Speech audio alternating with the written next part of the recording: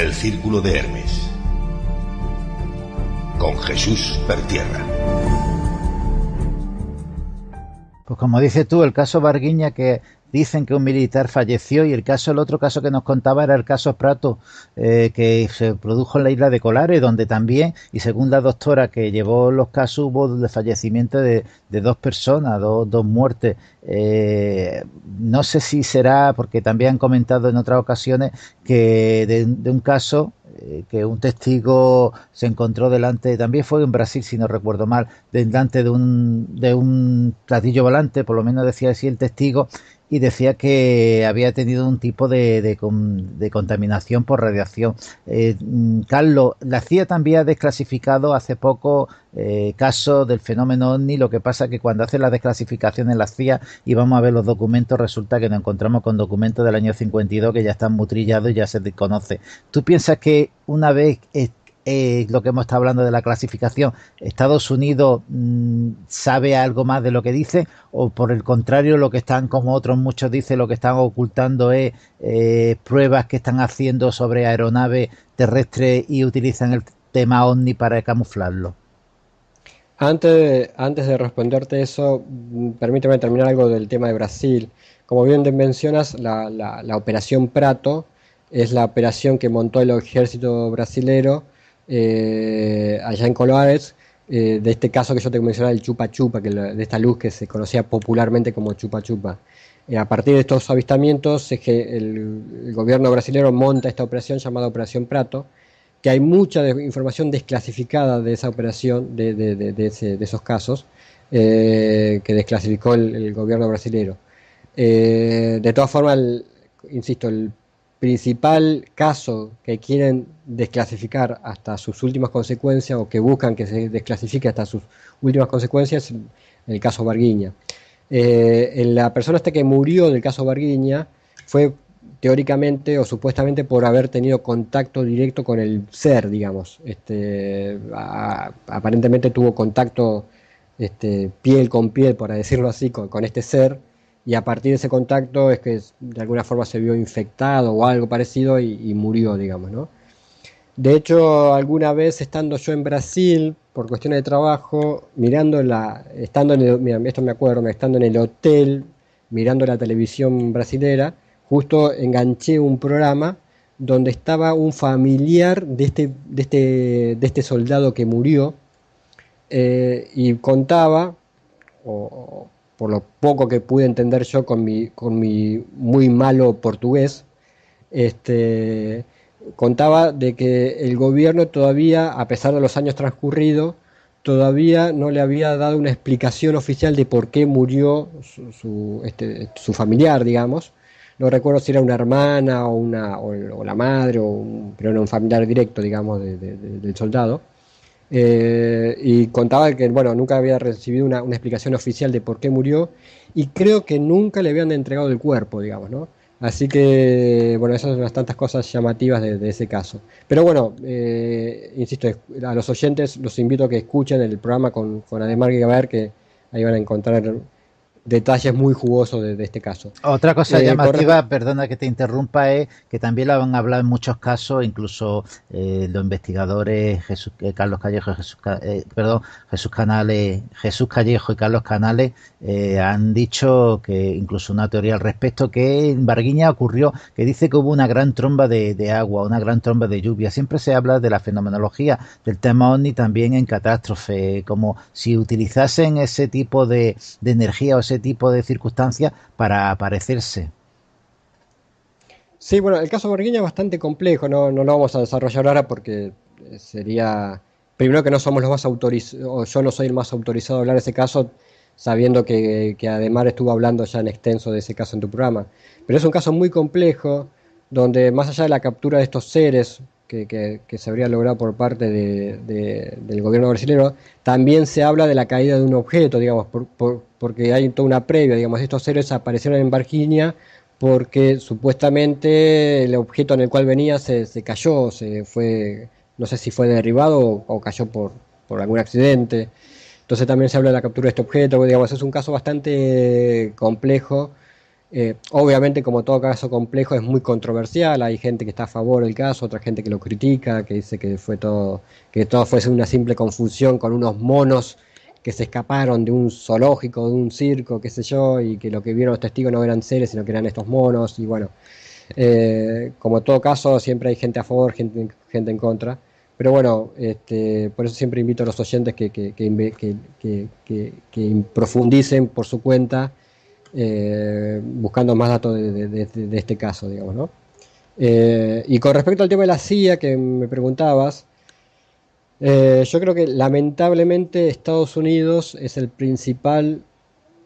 la principal nación que oculta información del tema OVNI, y yo creo que lo poco que saca a la luz, en este caso la CIA o quien sea de parte de Estados Unidos del tema OVNI a nivel oficial, son cosas muy de poca importancia, que más que contribuir al tema OVNI, lo que hacen es menospreciar el tema OVNI, digamos, ¿no? Como diciendo, no, bueno, esto es lo que sabemos, que en realidad no es nada, que el tema OVNI en realidad no existe, y etcétera, etcétera. Yo creo que algún día sería bueno que Estados Unidos realmente desclasifique información del tema OVNI, y ahí sí nos vamos a llevar más de una sorpresa. Casi nada que desclasificó hasta ahora no ha aportado nada para el tema OVNI. Creo que ha servido más que nada para desprestigiar el tema OVNI que para prestigiarlo, digamos. Tú acabas de decir un caso que además hace poco unos científicos han sacado un estudio referente a eso, el caso de la caída de una nave espacial, y han sacado, como decía, unos científicos un estudio sobre la ocultación de información, y decían, venía en el estudio precisamente, dependiendo del número de personas que están inmiscuidos en la ocultación de información, iba a tardar más o menos la información en salir, y daban una serie de cifras de personas que por mucho que la ocultación duraba como 10 años. Está el famoso caso Roswell del año 47, el caso Varguiña, como tú comentas. Hay otro en México que también dicen que hubo un Roswell en México, que fue la caída de un objeto en el Valle del Silencio, un valle que no se sabe por qué, pero los medios de comunicación o las ondas hercianas no tienen efecto allí, y nos anulan toda comunicación por teléfono o por radio. También hay otro caso que me comentaron que ocurrió en Sudáfrica. ¿No te parecen muchos casos de caída de nave, y eso con la implicación que debería de tener ya no solamente en Roswell, que decimos en caída en Estados Unidos, en territorio americano, sino la caída en otros países, con la implicación de personas de ese país, tener que trasladarlo a otro lugar para que no haya salido la información más a la luz, como dice esto en este estudio los científicos? Es muy cierto lo que dices y muy interesante, y la verdad me has dejado pensativo. Es cierto, porque uno por ahí habla del caso Roswell así como hechos aislados, el caso Varguiña, pero cuando uno empieza a pensar, y ahora mientras estoy hablando estoy pensando, ¿no? Cuando uno empieza a analizar y ver que supuestas caídas de objetos, de ovnis, digamos, ¿no? Están denunciadas en muchos lugares, en muchos países. De hecho, en Argentina hay casos como el que ocurrió el 17 de agosto del 95 acá en Salta, que ya lo hemos mencionado en varios programas, la caída de un objeto y demás. El caso Varguiña, el caso Roswell, y empezás a sumar y ves viendo que en muchos países, te diría que todos los países tienen algún caso de caída, o por lo menos algún caso de caída y demás. Y uno empieza a sumar todos esos casos y dice, pero si te genera muchas preguntas, digamos, ¿no? ¿Realmente son todas caídas de ovnis? Por más que haya sido una, es importantísimo. Imaginemos que de todas esas caídas, que bueno, que muchas sean confusiones, que sean objetos, restos de cohetes que hayan caído y se lo hayan confundido con ovni o lo que sea, pero si por lo menos de todas esas caídas haya 2 o 3 casos reales, te genera muchas preguntas. ¿Y cómo es que los ovnis se caen tan fácilmente, digamos, ¿no? ¿Se cayeron o los cayeron? ¿Fue un accidente o alguien los derribó? ¿Y por qué, si se cayeron tantos ovnis, por qué no se conoce públicamente una evidencia más concreta, digamos, ¿no? Porque no estamos hablando de un avistamiento que no quedan elementos físicos, estamos hablando de una caída o sea, esos restos, ¿dónde fueron a parar? ¿Por qué nadie liberó alguna parte de esos restos? Realmente es algo para pensar, digamos, ¿no? Que me parece que es otra rama para profundizar en la investigación, ¿no? Hacer todo un catálogo de caídas y ver de tantas caídas, ¿por qué no hay un resto que está al alcance de todo el mundo, digamos, ¿no? ¿Y por qué generalmente los ovnis caen en lugares despoblados? ¿Por qué no cae un ovni en medio de una gran ciudad o cercano a una gran ciudad? Siempre todas las caídas son en lugares inaccesibles, digamos, ¿no? ¿Por qué no cae un ovni cerca de Madrid, digamos, ¿no? O acá cerca de Buenos Aires, ¿no? Siempre las caídas son lejos. Eh, es todo un tema, digamos, que te da para pensar y para analizar, y que invito a los oyentes que, bueno, que también que aporten sus comentarios y sus ideas en los comentarios del podcast, a ver sobre este tema en particular, ¿no? Pues ¿por qué Carlos no nos cuenta todos los casos que has investigado tú? Bueno, el principal de caída acá, hay varios casos de caída acá en Argentina, pero uno de los principales es el que te comentaba, el del 17 de agosto del 95 en Salta, en el norte de Salta, que es una provincia del norte de Argentina, que bueno, ya lo he comentado en otros programas, un caso donde aparentemente un disco fue derribado, y para resumirlo, vino gente que hablaba inglés y se llevaron los restos del objeto. Hubieron testigos argentinos o de fuerzas argentinas que pudieron ver y tocar esos restos, y que lo describían como parecidos al aluminio, pero muy livianos y muy resistentes, digamos, ¿no? De un material muy liviano y muy resistente. También allá por el año 78 hubo otra caída en Bolivia, en el límite con Argentina, donde un objeto impacta en el costado de un cerro llamado el Cerro El Zaire, que inclusive derribó parte del cerro, generó una gran explosión y demás. Se organizaron expediciones al lugar, pero bueno, como siempre llegaron los norteamericanos y se llevaron todo. En este caso particular del año 78, algunos hablan de que lo que cayó fue un misil, digamos que fue un misil que se disparó accidentalmente de un submarino que estaba en el Pacífico, y que bueno, que cayó ahí en el cerro y demás. La cuestión, sea lo que haya sido, nunca hubo una explicación oficial satisfactoria, digamos. Realmente nunca se supo qué fue lo que cayó. En el sur de Argentina, por la zona de Ushuaia, también hace algunos años atrás hubo una caída de un objeto que literalmente arrasó con varios árboles de un bosque. También algunos hablaban de que lo que cayó fue un meteorito y demás, pero nunca se supo realmente lo que cayó. Es decir, en muchos casos de caídas nunca hay una respuesta concreta, digamos, ¿no? Porque en cualquier caída siempre se habla o de meteorito, o de algún satélite que cayó, del resto de un cohete, o de un misil, o de un ovni. Se habla de muchas cosas, pero como nunca hay una explicación oficial, y si la hay, no llega a ser muy convincente, siempre quedan el signo de interrogación. Generalmente en los casos de caída nunca sabemos qué fue lo que pasó realmente. Hace poco acá en una localidad llamada Monte Grande, muy cerca de Buenos Aires, allá en el 2011, si mal no recuerdo, creo que fue el 26 de septiembre del 2011, cayó algo. En realidad hubo una gran explosión en esta localidad. Se murió una persona, se destruyeron varias casas. Oficialmente se habló de una explosión de gas, de que se acumuló gas, una pérdida de gas, que se acumuló gas y eso generó una explosión.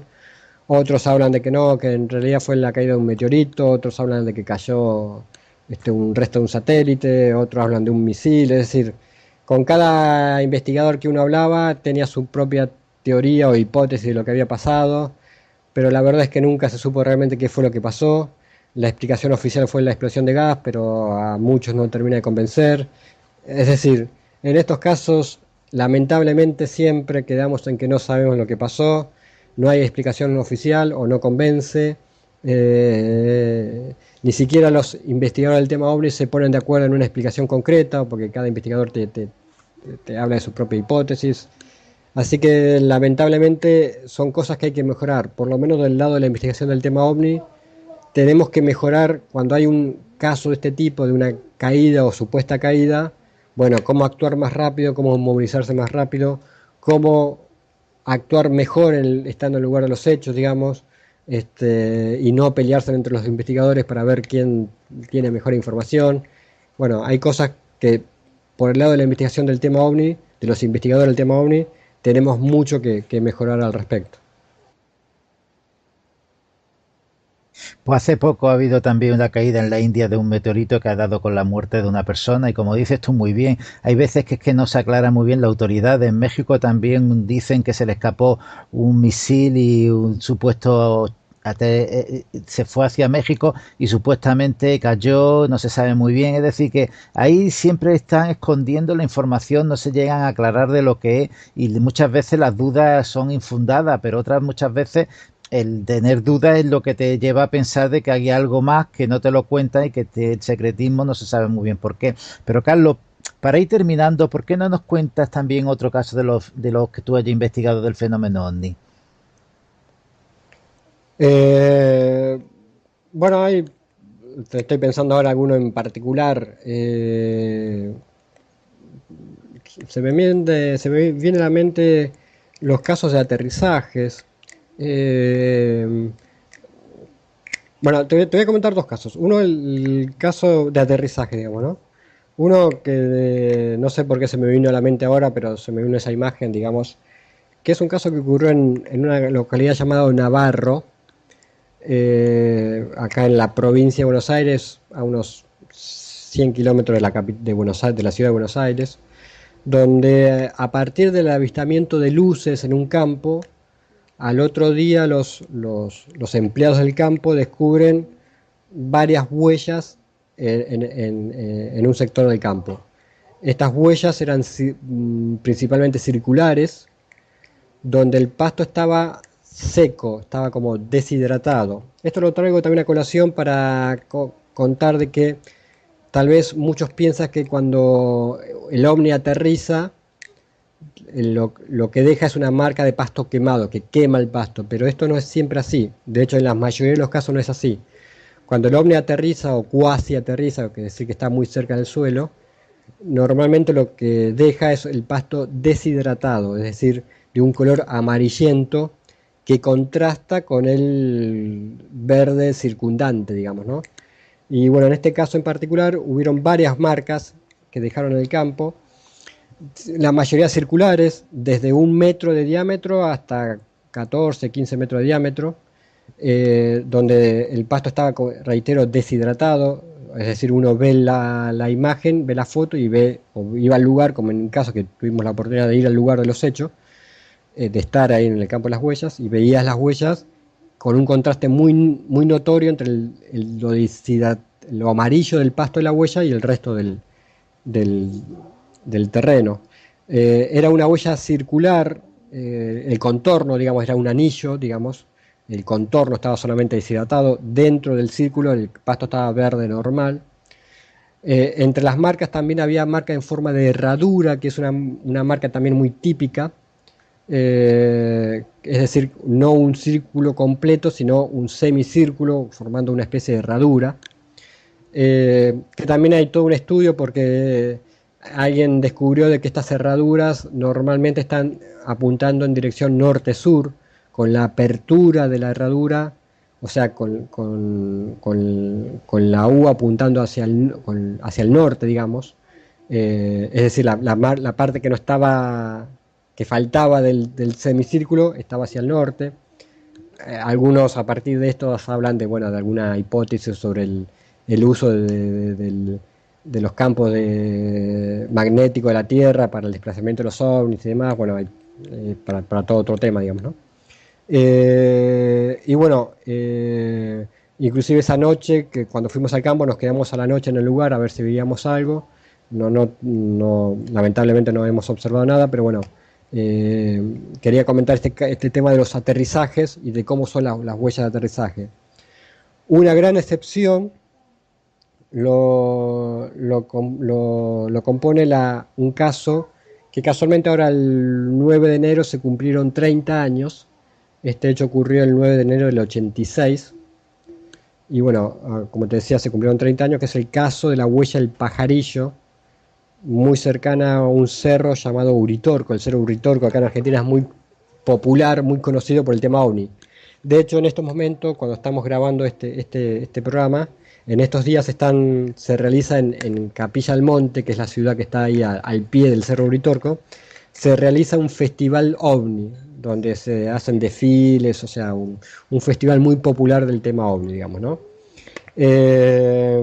Bueno, allá en el 9 de enero del 86, en el Cerro El Pajarillo, muy cercano acá a Capilla del Monte y al Cerro Uritorco, apareció, bueno, testigos ven el desplazamiento de un objeto, y este objeto bastante grande se desplazó hasta el Cerro del Pajarillo, y ahí al otro día apareció una huella no tan circular, sino más bien era ovalada, digamos, de unos 100 metros de 100 metros de largo, por un poco menos de ancho, digamos, una huella bastante grande, sobre la ladera del cerro, donde sí, el pasto estaba quemado, o sea, pasto negro, que ahí contrastaba con el verde del resto.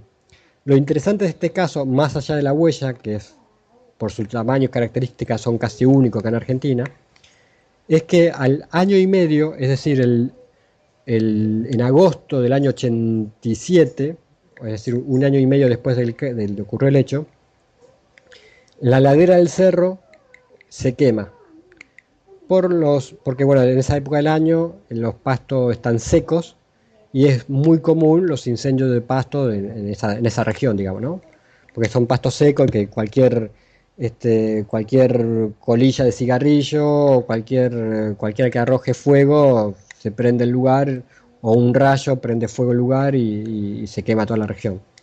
La cuestión que se quemó la ladera de este cerro, pero lo llamativo fue que donde estaba la huella, el pasto no se quemó. Es decir, que de hecho uno puede ver las fotos en internet, ve toda la ladera, todo el cerro quemado, pero donde estaba la huella el pasto no estaba quemado, estaba seco, amarillo. Entonces veía todo negro y la huella amarilla. Realmente fue un fenómeno muy llamativo que nunca hubo una explicación oficial de la causa de por qué pasó eso. Para explicar el primer caso, digamos, cuando la huella estaba quemada, muchos escépticos hablaron de que, bueno, alguien prendió fuego el pasto y demás. Pero nadie explicó, ningún escéptico pudo explicar cómo se quemó todo el cerro y donde estaba la huella no se quemó. Eso fue algo muy llamativo que realmente hasta el día de hoy no hay una explicación. La verdad es que el caso Uritorco tiene muchos claros y oscuros. Hay, como tú nos has contado en otras ocasiones, grupos que se creen casi mesiánicos en esa zona. También está la historia del bastón de mando, que es otra historia bastante con claro y oscuro al respecto. Y un caso, como dices tú, bastante sorprendente. Bueno, la verdad es que hemos llegado ya al final del programa, desgraciadamente, porque la verdad que cuando hablamos contigo, hacemos estas tertulias de café, nos los pasamos estupendamente, y yo te quería dar las gracias, Carlos, y dejarte los micrófonos a tu disposición por si quieres añadir algo más. No, simplemente invitar a los oyentes a que dejen sus comentarios en el podcast, en los comentarios de abajo. Que todo comentario siempre son bienvenidos. Que comenten si han tenido experiencia o si quieren comentar si tienen algunas ideas propias sobre lo que hablamos en el programa de hoy, qué opiniones tienen, digamos, si alguno tiene alguna hipótesis para compartir. O sea, cualquier feedback, cualquier retroalimentación siempre es bienvenida. Hasta las críticas obviamente también si son constructivas, son siempre bienvenidas. Así que invito a los oyentes que dejen sus comentarios Obviamente si tienen pregunta también, si quieren compartir alguna experiencia, si quieren comentar alguna hipótesis o alguna idea que tienen sobre el tema OVNI o sobre algún aspecto del tema OVNI, así que bienvenido sea.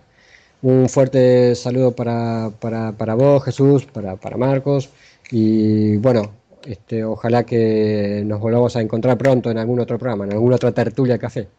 Pues muchas gracias, Carlos, muchas gracias, Marco, por haber hecho posible este programa y evidentemente contaremos contigo para esta otra tertulia del café. Yo espero, amigos y amigas, que lo hayáis pasado por lo menos tan bien como yo. Muchas gracias, hasta otra ocasión.